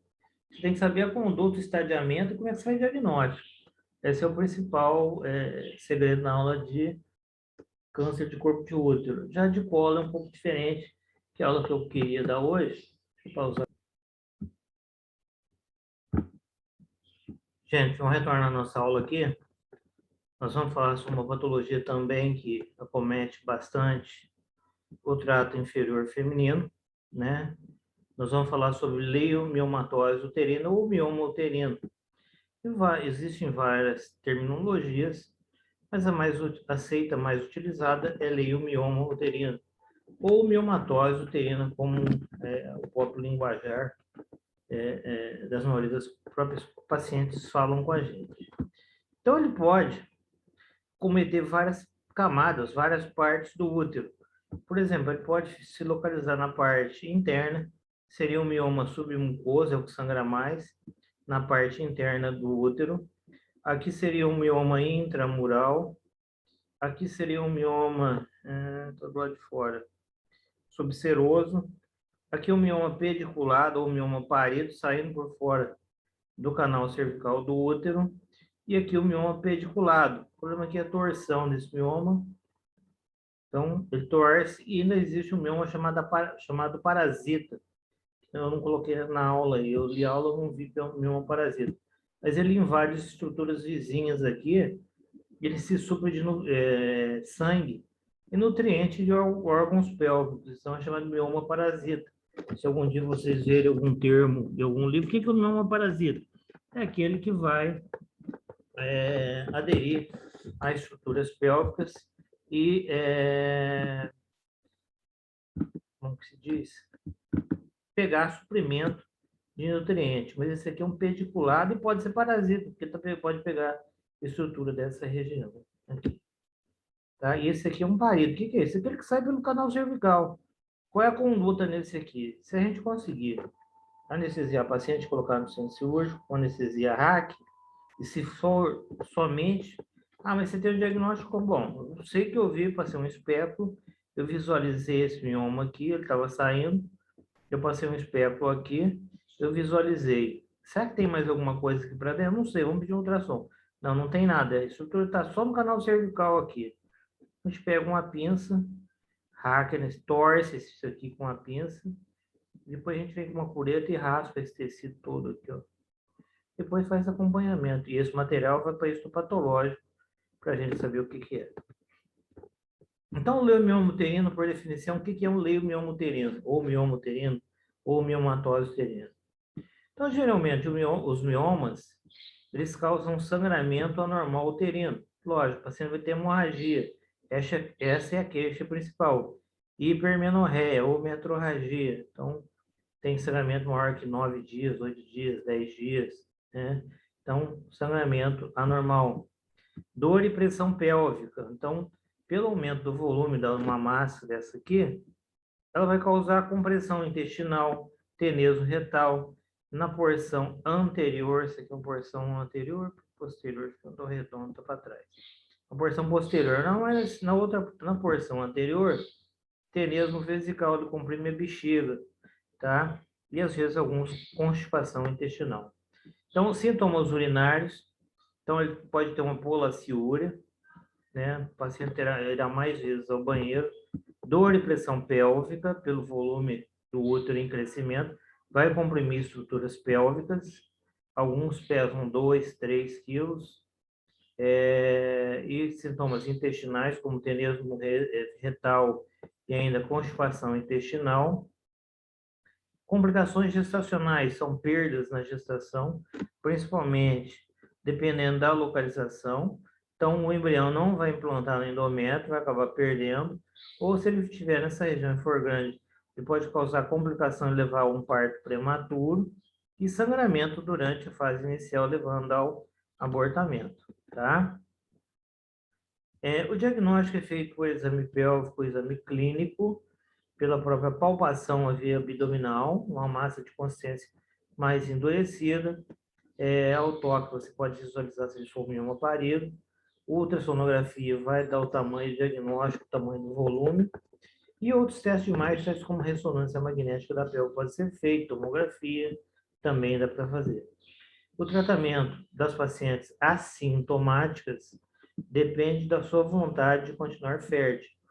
Eu sei que eu tenho um mioma, ele é pequeno, o útero está com 130, 140 centímetros cúbicos, são 2 miomas, por exemplo, subseroso, está do lado de fora do útero, ele não causa sangramento, só causa um pouco de dor. Eu sei que uma hora ele vai se você for jovem, né, deseja ter filho, ela vai ter que retirar esse mioma um dia. Não se tira de rotina mioma em cesariana, porque ele pode causar um sangramento maior e virar uma esterectomia. Geralmente não retira, a não ser que ele esteja na parte frontal, onde você vai abrir, fazer incisão para retirar o feto e não tem outro jeito, ele começa a sangrar, e sim, aí você vai ter que fazer uma miomectomia, não é retirada do útero, é retirada apenas do mioma.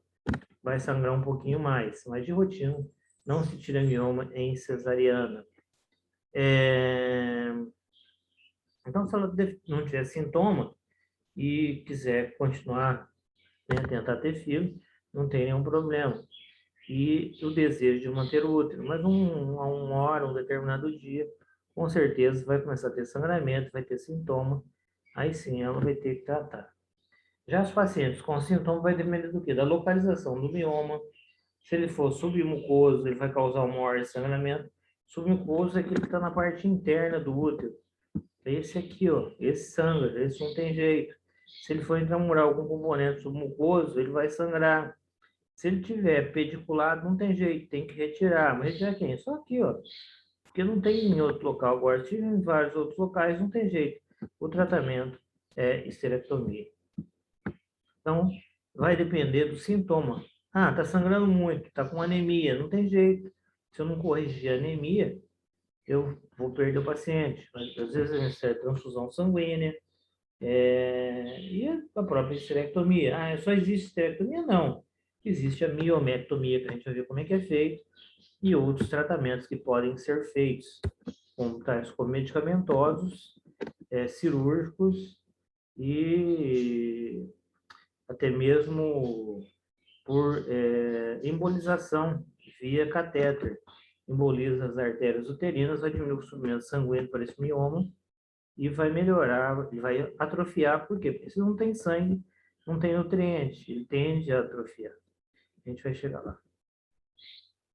Etiologia. Geralmente a causa é desconhecida. O crescimento depende de fatores hormonais. Ele é hormônio dependente, sim, ele depende de estrogênio e progesterona. Pode ser único, pode ser múltiplo, podem ser pequenos e até atingir enorme volume, como disse para vocês, eles podem chegar até vários quilos, né? 2, 3 quilos ou até mais. Né? Então, a gente, às vezes, eu faz um certo tempo que não faço esterectomia, né, no SUS, mas eu já vi mioma de 3, 4 quilos aí no hospital, do tamanho de uma criança que a gente tirava aí quando a gente operava, né? Então, eu parei de operar aí no SUS, mas a gente via mioma de vários tamanhos. Quanto maior, eu acho, quanto mais grande, é mais fácil a gente retirar. O problema é como uma senhora deixa chegar a esse tamanho. Às vezes, é por ela própria falta de conhecimento, né? Pela dificuldade financeira, às vezes, de fazer uma sonografia, pela dificuldade financeira de procurar um médico, porque trabalha, porque tem criança em casa, pelas vezes, pela falta de conhecimento, acha que aquilo é normal, que está engordando, às vezes tem medo de ser uma outra coisa mais grave, né? E quando começa com hemorragia, aí sim procura o tratamento e a gente vai ver qual a melhor maneira possível de corrigir isso, fazendo o tratamento e resolvendo o problema do paciente. Ele pode ser intramural, como a gente viu lá atrás, intramural, submucoso, subseroso e pediculado, são esses aqui, ó. Intramural, está entre a musculatura, subseroso está próxima, submucoso próximo à mucosa, subseroso vai estar do lado de fora, pediculado ou parasita também na parte externa do útero. Aqui de novo. Intramural, na parede do útero, isso é um mioma intramural. Submucoso vai estar revestindo a parte interna do útero, esse é o que mais sangra. O subseroso, o intramural é esse aqui, ó. Intramural. Submucoso está na parte interna. Subseroso está do lado de fora, tem um subseroso. Pediculado, eu não estou vendo pediculado, mas está mais posterior aqui, ó. E aqui seria um mioma párido. saindo pelo canal cervical, tá? Crescem como um pedúnculo. Então, ele fica pendurado aqui, como se tivesse um pedículo e ficasse pendurado nessa estrutura. Até aqui, ó. Então, submucoso, está próximo à mucosa, ele vai ulcerar, vai sangrar mais, né? Aqui, intramural, está numa musculatura uterina. Submucoso com componente, submucoso está na mucosa, sangra bastante. Interligamentar, próximo ao ligamento. Submucoso novamente, que é quase que um pólipo endometrial, mas está como submucoso na fotografia. Está saindo para cá e está aderido à mucosa endometrial e aqui no canal cervical. Aqui um pediculado, deixa eu ver se dá para ver a foto. Olha lá, pediculado subseroso, está do lado de fora e tem um pedículo. E alguns autores falam que o pediculado não é pedunculado, é pediculado, subseroso. Ele é parasita, porque ele pode pegar estruturas próximas e levar a um crescimento mais rápido.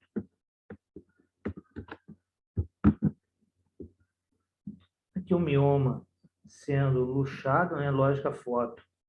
Aqui a pessoa trocou campo cirúrgico para não aparecer a quantidade de sangue. Ó, mioma subseroso do lado de fora. Aqui alguns miominhas subserosos. Aqui pode ter mioma intramural, porque a estrutura está distorcida.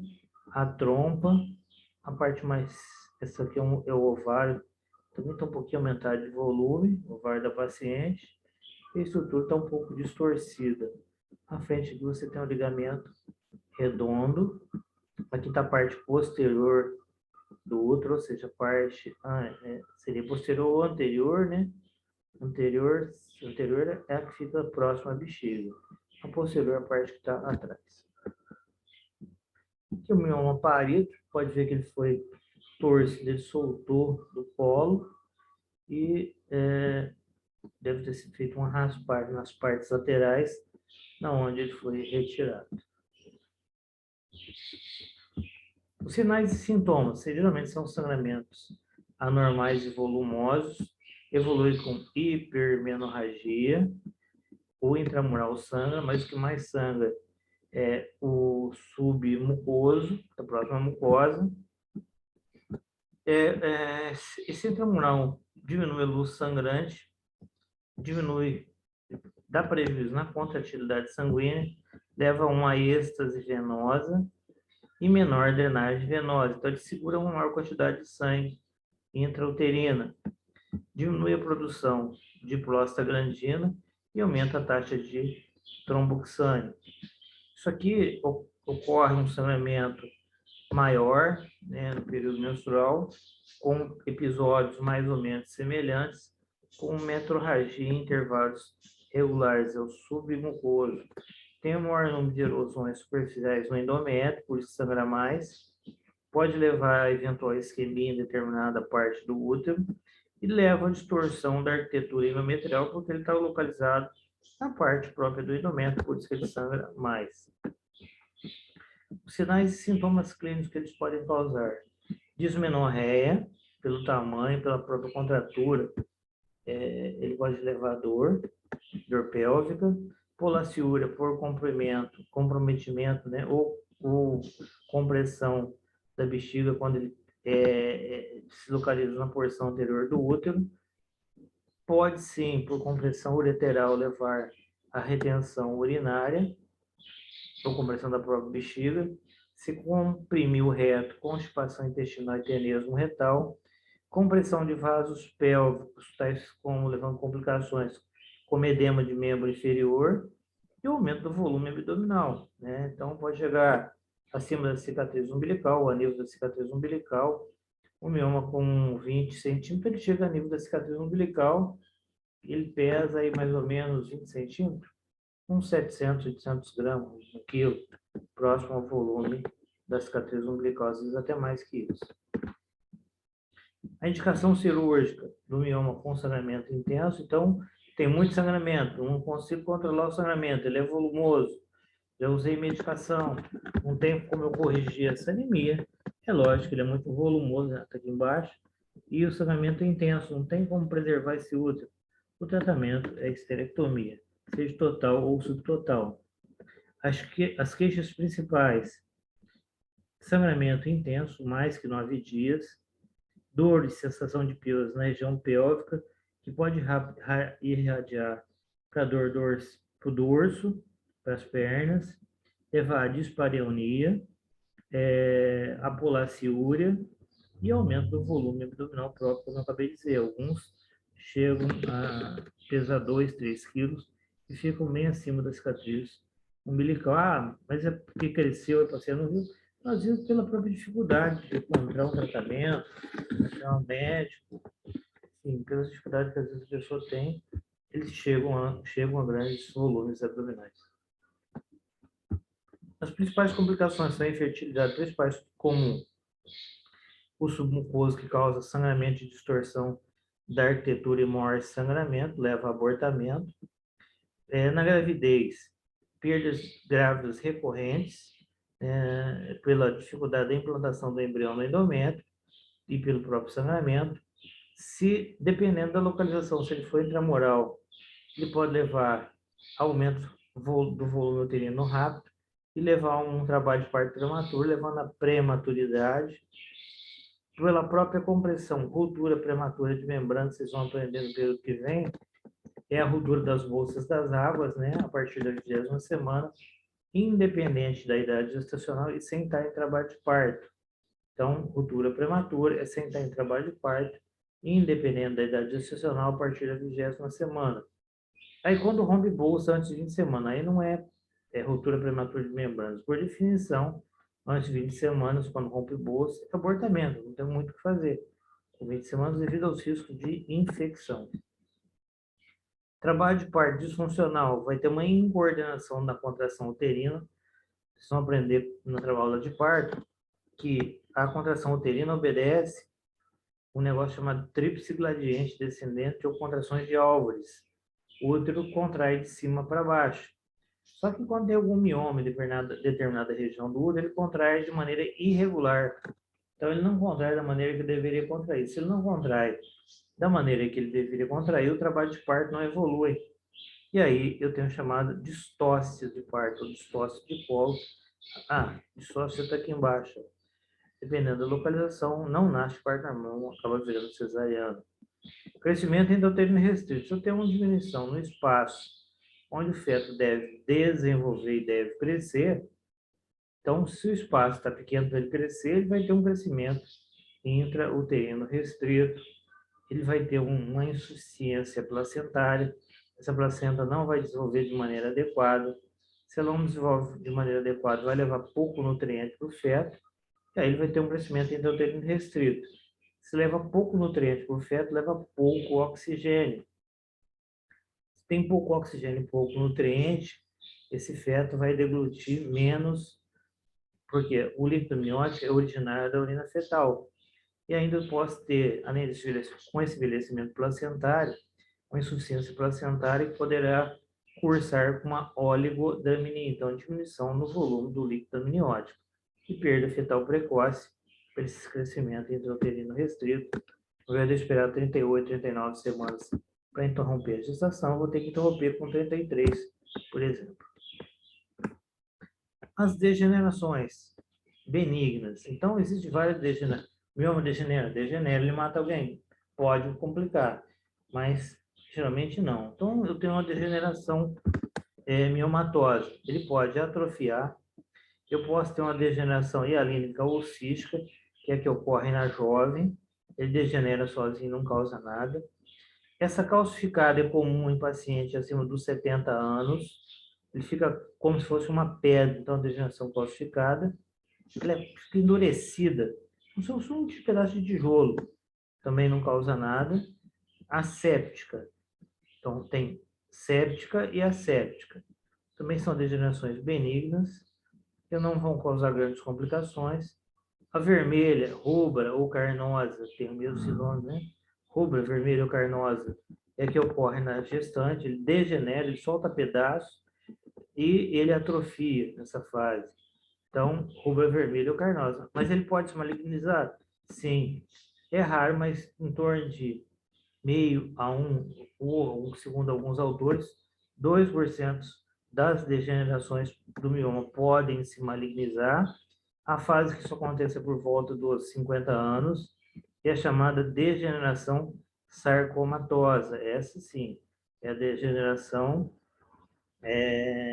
maligna do mioma. É mais comum com tumores únicos e que aumentam rapidamente. E a fase que socorre em torno dos 50 anos. E a calcificada é acima dos 70 anos. E a linha cística é na jovem, a carnose e a vermelha é na gestante. Sadia grávida, a carnose, vermelha ou rubra, gestante. Séptica em qualquer idade, calcificada acima de 70 anos, atrófica e a linha cística na jovem. E a maligna, sarcomatosa, 50 anos, tumor único e que aumentam rapidamente. Diagnóstico pela anamnese e exame físico, uma ultra transvaginal, ou transabdominal, ultrassonografia pélvica, uma esterossalpingografia, uma videoestereoscopia, uma ressonância magnética para ter o diagnóstico de acurácia.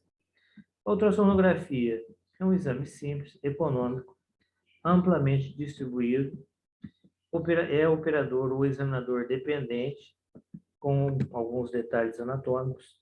O aspecto, ele vê o aspecto do útero, o tamanho, a quantidade, localização dos nódulos, a espessura do endométrio e o tamanho, o grau de dilatação das artérias uterinas. Aqui um endométrio fininho, aqui um nódulo, aqui mais um outro nódulo, aqui um outro nódulo, endométrio, mais um nódulo, e outro nódulo, nódulo, tudo mioma intramural, tá? Aqui um mioma diagnosticado por vídeo. Esse aqui é um submucoso, que sangra um pouquinho mais, né? Diagnosticado por videoestereoscopia. Aqui uma ressonância, novamente de maior acurácia, vendo as vascularizações laterais, que são as artérias uterinas.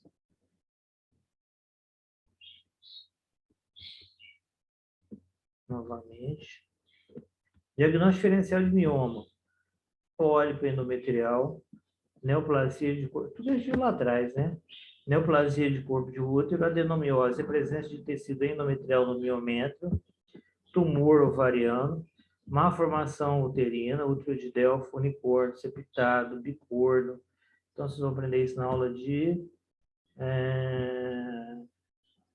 aborto. São aquelas alterações que ocorrem no período embrionário por volta da sexta semana, nas alterações dos ductos de Miller, dando a diferenciação celular entre homem e mulher, ducto de Miller e ducto de Wolff, no nosso caso aqui, ducto de Miller, que levarão ao útero de Delfo, unicorno, bicorno ou septado, pré-ectópica ou ectópica, e abortamento que causa sangramento. A tópica pode causar sangramento? Pode. A ectópica pode causar sangramento? Sim, causa hemorragia geralmente interna. O próprio pode levar a sangramento? Pode. Neoplasia de colo e corpo? Pode. Por isso o diagnóstico diferencial. A adenomiose, a dor que vai ocorrer devido à musculatura endometrial no miométrio, alguns tipos de tumores ovarianos que levarão a sangramento, e as malformações do próprio útero que levam a sangramento, como de Delfo, licor, septado, bicorno, levar a sangramento irregular. O tratamento, se ele for pequeno e assintomático, pode ser expectante. Na pós-menopausa, ele tende a regredir, por quê? Pela atrofia, pela falta de hormônio. Então, tem uma atrofia ovariana, eu tenho diminuição de estrogênio, eu tenho diminuição de progesterona e ele regride. Na perimenopausa, ele pode ser, sim, assintomático ou ter um pouco de sintoma. Pode sangrar nesse caso. O tratamento é clínico e expectante. Eu posso usar estrogênio com progesterona. A terapêutica combinada ou isolada tem sido usada no controle da hemorragia, associada aos miomas por indução ou atrofia e estabilização do endométrio. Na verdade, o que o progesterona e o estrogênio faz? Eles estabilizam o endométrio, mantendo o endométrio linear e fino, tentando segurar o sangramento ou manter o sangramento estável. Por outro lado, o controle hemorrágico pode não ser conseguido, ainda que temporariamente, não tem demonstrado favorecer diminuição das dimensões do mioma. Então, o uso de estrogênio e progesterona associado não diminui o mioma, mas o que ele faz? Temporariamente, ele vai diminuir aquele sangramento. Tá? Então, temporariamente, ele dá uma melhorada no quadro clínico do paciente.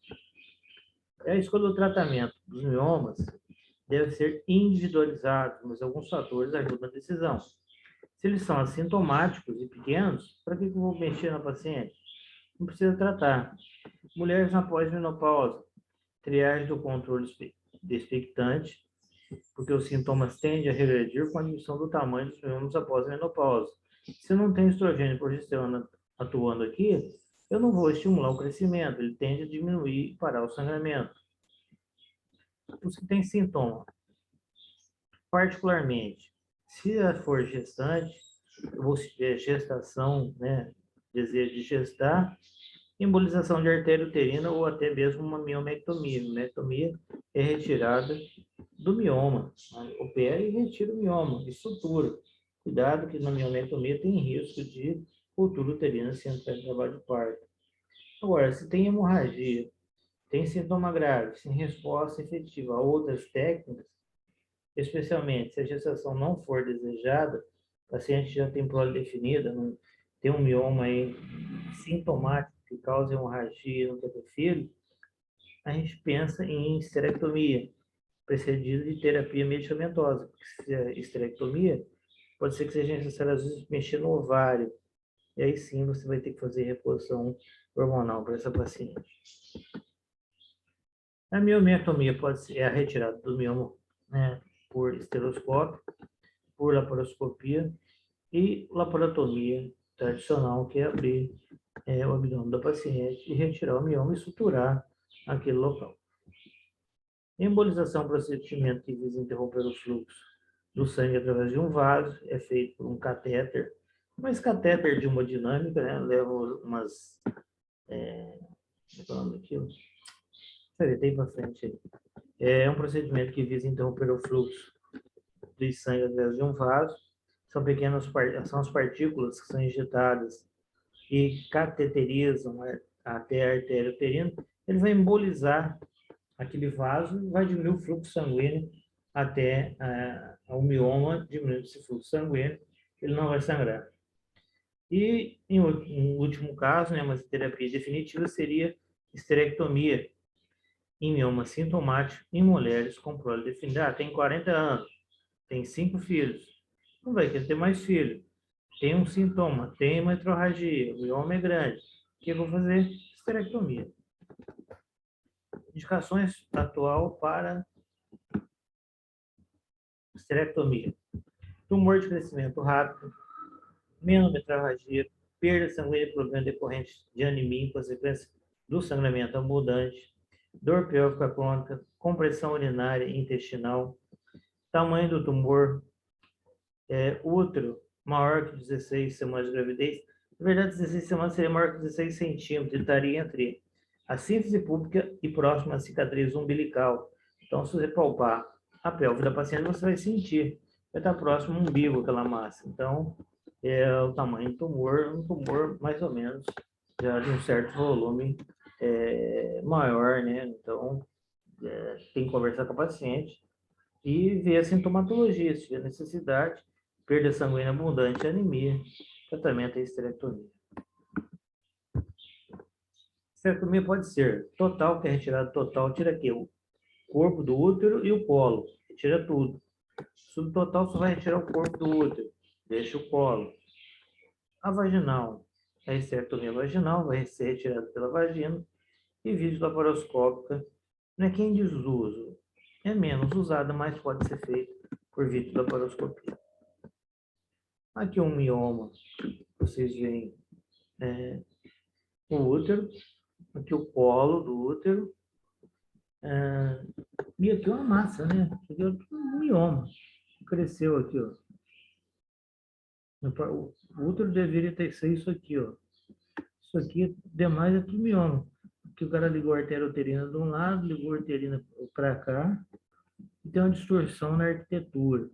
Mas o mioma ainda é benigno, tá? Novamente, mais um mioma luxado.